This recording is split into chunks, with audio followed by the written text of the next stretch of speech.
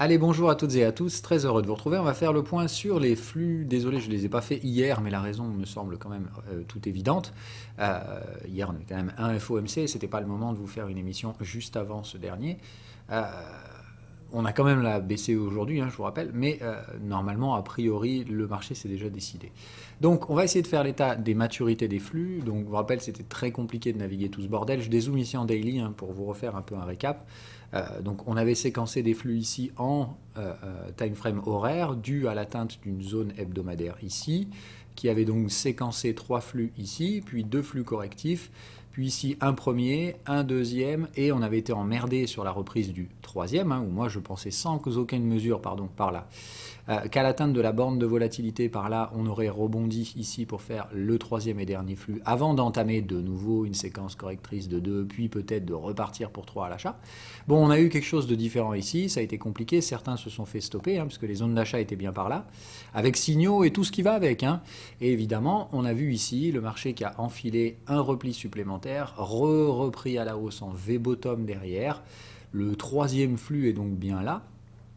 On n'a pas cassé le point bas, etc. Mais bonjour pour la structure. On l'avait dit et on l'avait noté aussi, certains l'avaient vu, il y avait une probabilité aussi visible que le flux se soit séquencé en 4 heures, avec dans ce cas-là un premier flux haussier ici, la troisième borne là, le repli à la moyenne ici, le deuxième flux ici, le correctif là qui vient chercher la bande de Bollinger ici, beaucoup plus proprement que celle en horaire qui frappait là, et derrière le repli en troisième flux acheteur, troisième et dernier. Donc comme vous le voyez, que vous soyez de ceux qui ont tordu les règles, et je l'avais déjà dit, je pense que c'est une mauvaise stratégie que d'apprendre d'ores et déjà à tordre des règles, parce qu'on n'a pas touché de zone mensuelle, au sens propre du terme, d'accord.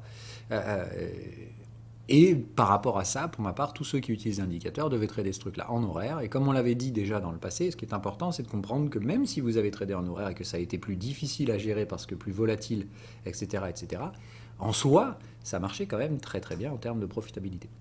Bon, sauf pour ceux évidemment ici qui se sont fait stopper tout en bas par rapport à... voilà. De toute façon, moi on est passé très très près de mes stops, donc qu'on se le dise, si vous vous êtes fait choper et pas moi, c'est pas que je suis fort et vous êtes nul, c'est juste que là vous n'avez pas eu de chat.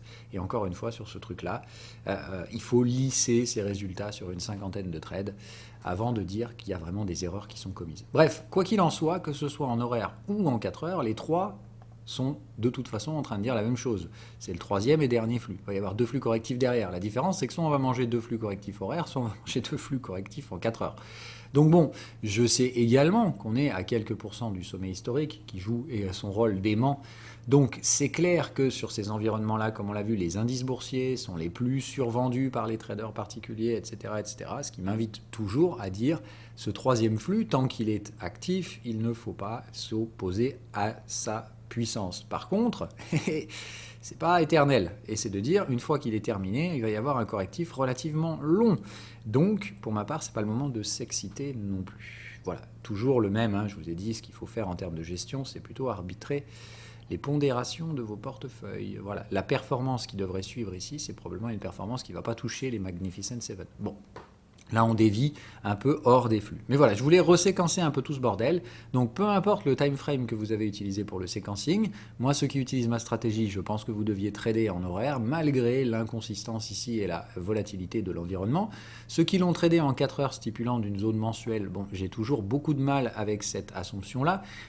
Mais encore une fois, vous devez trader par rapport à ce que vous voyez. Et je peux comprendre que certains se soient dit, moi, j'ai pas les indicateurs, nanana, moi, si je trace de sommet à sommet reporté au dernier creux, on a bien touché le bas du canal mensuel. Ok, je pourrais comprendre encore une fois ce truc-là. Sauf que moi, quand je vous apprends à tracer les canaux, vous avez quand même les vidéos pour ce truc-là, chacun peut avoir sa méthode. Mais moi, je ne trace pas les canaux de sommet à sommet. Je trace les canaux entre effectivement des sommets qui doivent normalement être séparés de cycles. Et c'est surtout que là, voilà, il n'y a pas de cycle. Vous voyez, ce truc qui est juste haussier, haussier. Donc, moi, je ne sais pas. Si je dois tracer ce truc-là, c'est plutôt par rapport au sommet précédent. C'est comme ça que je le ferai. Donc, moi, c'est comme ça que je vous apprends à tracer les canaux. Maintenant, bon, ceux qui disent, ben non, sommet, sommet, creux, creux, on a touché le bas de canal, donc on a bien un bas de canal mensuel. Ben non, voilà. Moi, en tout cas, c'est pas ce que représentent mes contextes. Donc, on a le droit de pas être d'accord. Et je dis pas que vous avez tort et j'ai raison. Je dis juste, si vous avez fait cette assumption, faites-la tout le temps, d'accord? Absolument tout le temps. C'est pas, ah ben là, dans ce cas-là, ça m'arrange bien, et puis dans un autre, non. Donc attention à ce truc-là. Je voulais juste revenir là-dessus parce que c'est un point légitime hein, qui a été critiqué. Et je comprends, hein, évidemment, mais juste de dire, voilà, moi ce qui m'intéresse, c'est que vos règles soient constantes et immuables. C'est la seule chose sur laquelle vous ne devez pas transiger. Après, on a le droit d'avoir des règles différentes, bien entendu. Voilà. Mais tradez toujours ce que vous utilisez, pas comme ça vous arrange. Ça, c'est ce que font la plupart des traders perdants. Voilà, bref, donc ceci dit par rapport à ces flux, donc pour ma part, que ce soit en horaire, en 4 heures, voilà. Bon, dans tous les cas, troisième flux égal, je ne sais pas où il va nous mener. Rappelez-vous, les flux ne sont pas nécessairement prévisibles dans leur amplitude, donc laissez-vous porter. Tant qu'il n'y a pas une troisième borne installée, validée, confirmée, le troisième flux est donc en cours. Dès que les troisièmes bornes se présentent, n'oubliez pas qu'elles peuvent être squeezées, d'accord. Donc quand on se met en horaire, on voit bien d'ores et déjà que ça sent pas bon en termes de construction, hein, d'accord. Il y a zéro respiration, donc forcément ici vos contextes se font arracher la gueule. Vous aviez ici une troisième borne qui derrière évidemment se fait arracher la tronche. Donc rien de bien surprenant, on est toujours dans le cadre de ce qu'on connaissait avant, c'est-à-dire que l'horaire est franchement extrêmement bruyant. Peut-être qu'effectivement vous pouvez vous dire j'y vais mollo sur les take profit dans les troisièmes bornes quand on voit qu'effectivement elles se produisent dans des zones qui sont squeezées sur l'UT supérieur. Ok, donc moi j'aurais plutôt tendance à dire, j'attendrai clairement pas une troisième borne 4 heures pour sortir du S&P 500 en gain, pour les achats, hein, en sachant comme je vous l'ai dit, moi perso j'ai récupéré mes gains ici, donc j'ai plus d'achats S&P 500, mais par contre j'ai des achats sur le portefeuille, et clairement à la fin de ce flux je vais récupérer des profits partiels sur le portefeuille, d'autant plus si on est en ATH.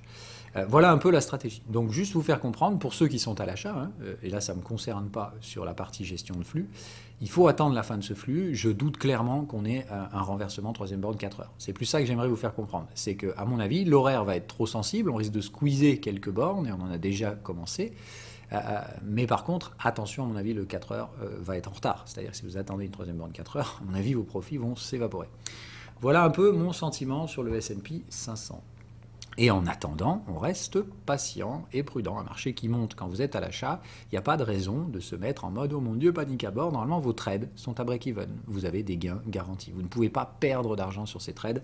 Accrochez-vous à cette idée si la psycho flanche parce que vous avez peur de tout perdre, etc. Au pire, vous perdez des gains, mais vous ne perdrez plus jamais le risque qui a été mis en place initialement. Voilà. Pour les autres flux, je ne sais plus exactement pendant le AMA sur quoi vous m'avez demandé de les faire.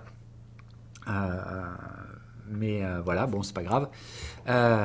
Ceci dit, on peut refaire un point sur la partie Silver et tout ça, parce que ça, je parie que ça va vous tracasser, parce qu'évidemment, Silver fait chier son petit monde.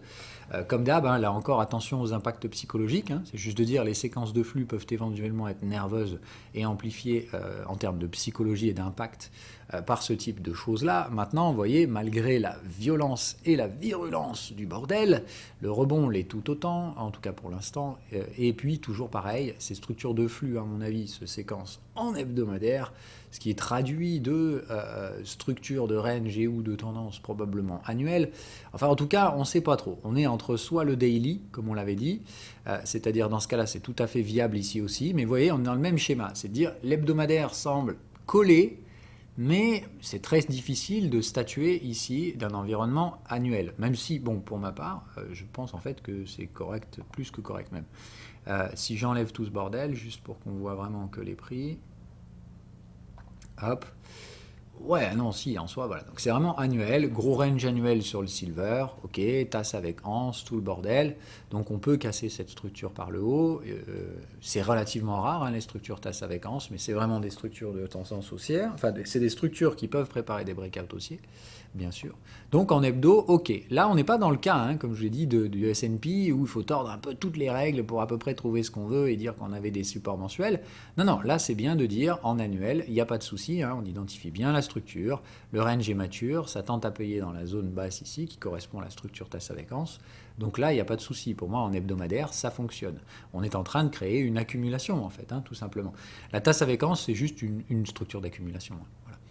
Donc ici, on est en zone spéculative d'accumulation, en annuel, donc OK pour statuer de départ de flux, d'accord, sur cette zone de support, tant qu'elle tient, hein, bien entendu, si on va la casser, terminé, bye bye. Bon, maintenant, si on remet donc tout ce bordel ici, et qu'on a donc notre premier démarrage de flux en hebdomadaire, ok, pas de souci, on a bien la troisième borne en retard ici, l'achat de la moyenne, on revient se reposer sur la moyenne, là, il y a quelques mois de ça, Et on attend toujours le démarrage de deuxième flux. Voilà où on en est sur Silver.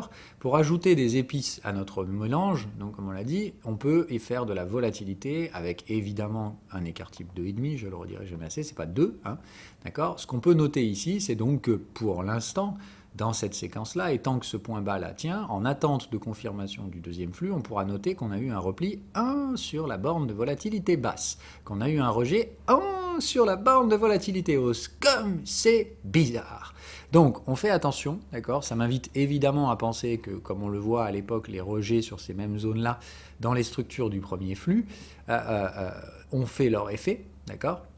M'invite à penser clairement que là, on a eu le dernier rejet vendeur, qu'on est en train de lui mettre la carotte que de toute façon j'avais prévu de lui mettre, et à partir de là, hein, comme je vous dis, normalement, ces zones-là vont donc être cassées. Par cassé, j'entends bien que normalement ici, comme on l'a dit, on va sans problème théoriquement aller chercher la zone des 30 $ et au-dessus. Mais évidemment, donc, ce joli rejet bien violent, hein, alors lui, en termes de psychologie, il était fort.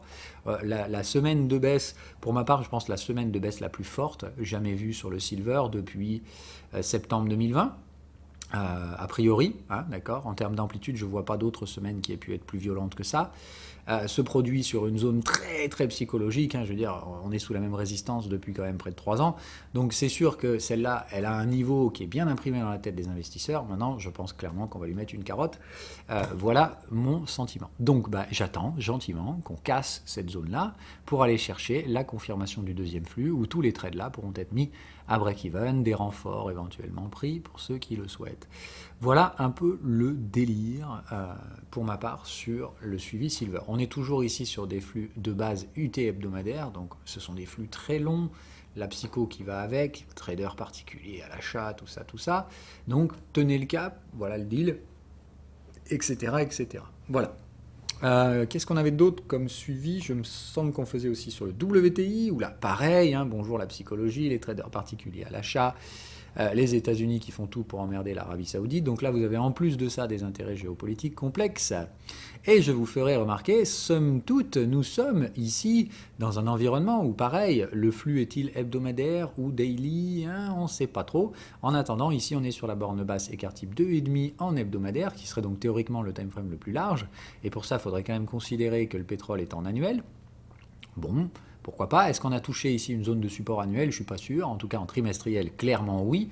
Donc comme je vous dis, moi je suis plutôt sur le daily en termes de WTI, en termes de structure de flux. Okay, et donc par rapport à ce truc-là, très gros premier flux, excessif, tout ce que vous voulez. Okay, la troisième borne ici, parce que le contexte n'a pas été placé correctement. Vous voyez qu'ici le contexte ne s'est pas calé par rapport au prix. Donc il n'a pas pris en compte ce sommet. Mais pour ma part, bon voilà, sommet, tac, tac, troisième borne, énorme consolidation. Premier achat pour moi à réaliser sur la moyenne, hein. Moi j'ai acheté le WTI par là.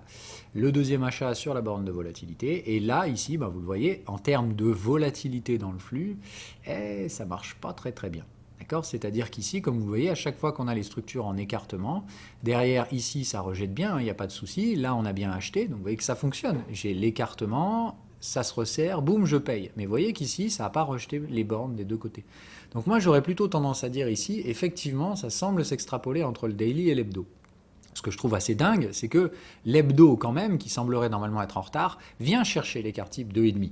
Raison pour laquelle, moi, je suis tout sauf bear, hein, sur le WTI ici. Je sais qu'il y en a qui disent « Oh mon Dieu, moi, je charge comme un cochon. Hein. » Donc, c'est juste de dire « Faites ce que vous voulez. Moi, on est sur les moyennes, sur des écarts type 2,5, des flux les plus larges, hein, c'est-à-dire en hebdo, ça supputerait qu'on est sur des UT annuels. » Ce qui me semble probable, puisqu'on l'a vu, les autres commodities sont sur ces bases-là. Donc, on sent bien que c'est un trade général de Como, très psychologique. On a vu la même chose. Le WTI est hyper acheté par les particuliers, tout comme le silver. Et comme par hasard, que font les brokers? Ils vous emmerdent sur ces trades-là. Ils viennent vous chercher des écarts type 2,5 sur des UT hebdomadaires.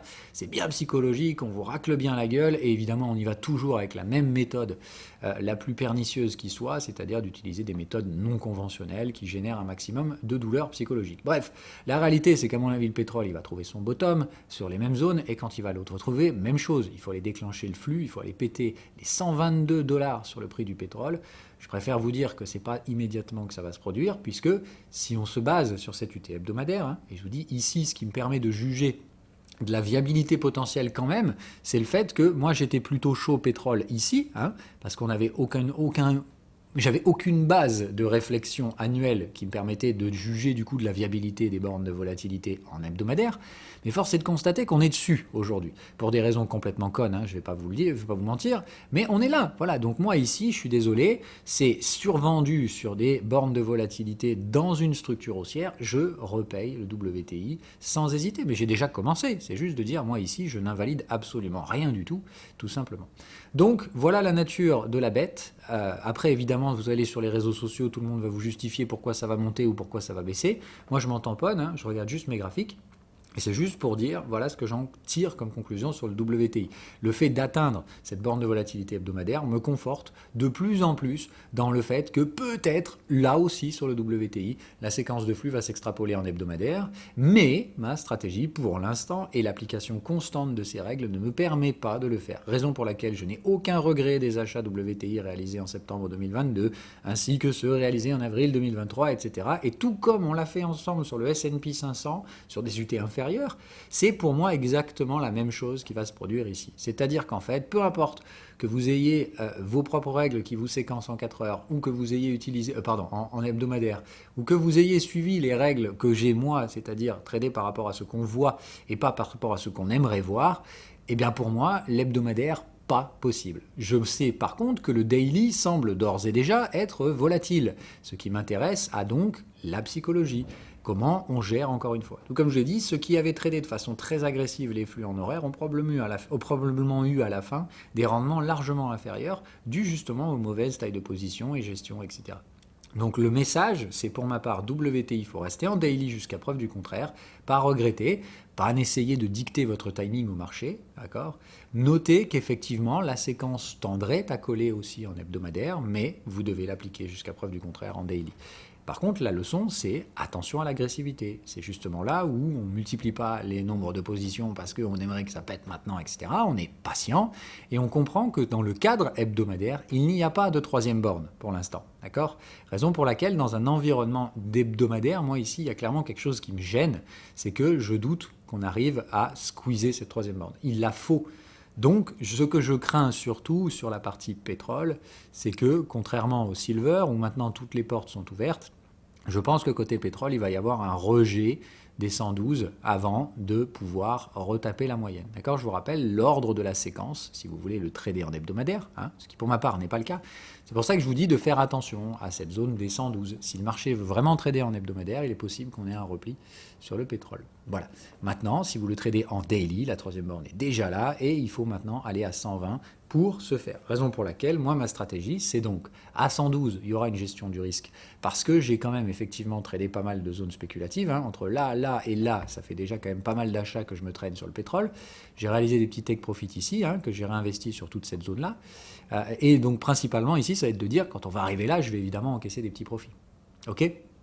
Mais pas des profits totaux. Hein. C'est juste de dire, je note l'incohérence de la structure entre le daily et l'hebdomadaire, et si jamais on devait évoluer en hebdomadaire, eh ben, il faudra une troisième borne. D'où l'intérêt de take profit sur cette troisième borne en partiel.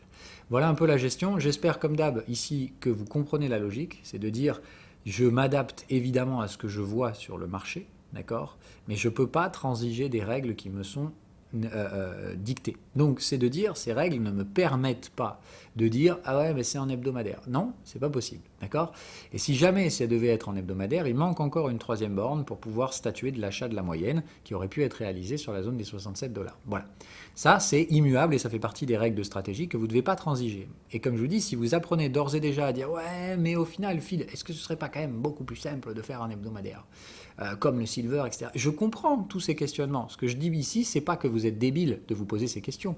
Ce que je dis ici, c'est que vous apprendrez tôt ou tard la leçon que j'ai durement apprise moi-même à l'époque, qu'il vaut mieux se tromper avec des règles que d'y aller en apprenant à toujours tordre ces règles, au bon vouloir de « je m'adapte au marché ». Non, vous n'avez pas à vous adapter au marché. D'accord ? Vos règles, elles sont là pour s'adapter au marché et vous servir de prisme de lecture. Ce prisme de lecture doit rester tel qu'il est. Si votre sentiment en tant que trader, c'est tout comme moi, ça semble coller vachement bien en hebdomadaire aussi, et bien dans ce cas-là, vous tradez en daily, mais vous modulez vos tailles de position, vous gérez votre risque avec des stops plus larges, puisque vous vous dites dans ce cas-là, peut-être que la vérité se trouve entre les deux. entre le daily et l'hebdo. Dans ce cas-là, l'hebdomadaire sera peut-être en retard, et trader sur cet hebdomadaire pourrait me causer de rater tous les gains et toute l'exposition potentielle. Trader en daily se vaudra probablement des trades assez emmerdants, des zones spéculatives moins bien définies, et en attendant, si je trade quand même avec ces règles, ça va probablement marcher aussi, ça délivrera probablement des gains, ce sera probablement plus chiant à naviguer en termes de psychologie, parce que plus d'erreurs techniques, dans lesquelles vous tomberez peut-être plus facilement en étant inexpérimenté, mais avec un peu d'expérience, vous en sortirez sans souci. Le message, il est là. Cette expérience, vous allez l'acquérir avec la pratique de toute façon, mais il y a bien une chose que vous ne pouvez jamais faire. Et je vous jure que vous en arriverez à cette conclusion tôt ou tard, quoi qu'il arrive. La question, c'est juste, est-ce que vous voulez d'abord tester vous-même, ou est-ce que vous allez faire confiance à quelqu'un qui applique ça depuis des années? Je vous dis souvent de ne pas faire confiance, d'accord, et de vérifier par vous-même.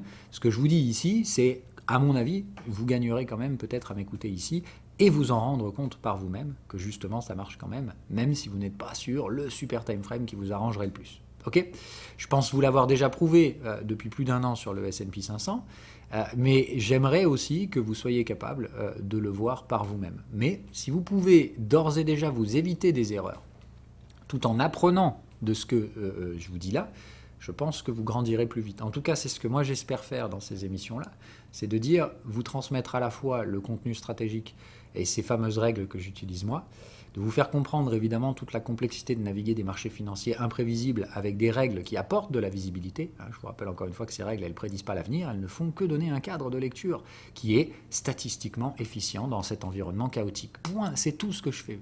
Et par rapport à ce truc-là, j'essaie aussi de vous distiller, ci et là, le contenu psychologique des erreurs que j'ai commises moi-même dans le passé pour essayer, non pas encore une fois de vous dire « faites-moi confiance, écoutez-moi, je suis le gourou, je sais tout », mais juste de dire, j'ai quand même remarqué dans mes apprentissages et en regardant aussi l'apprentissage d'autres personnes, que ces erreurs, elles ne sont pas le simple fruit de ma personne. Elles se répètent chez un grand nombre de personnes, y compris des gens qui n'utilisent pas du tout ma stratégie et qui utilisent des trucs radicalement différents. Comme je vous dis souvent, les stratégies, elles ont une forme de socle commun, les stratégies qui fonctionnent bien, elles utilisent des terminologies différentes, des indicateurs différents, peu importe. Les traders, c'est la même chose, ils utilisent des stratégies différentes, des dénominations différentes, mais ils tentent à vivre les mêmes choses, ils tentent à arriver aux mêmes conclusions, etc. etc. Ok ? Donc, quand je vous dis ne faites pas rentrer le marché dans vos... Enfin, ne tordez pas les boîtes pour faire rentrer le marché dedans, d'accord ?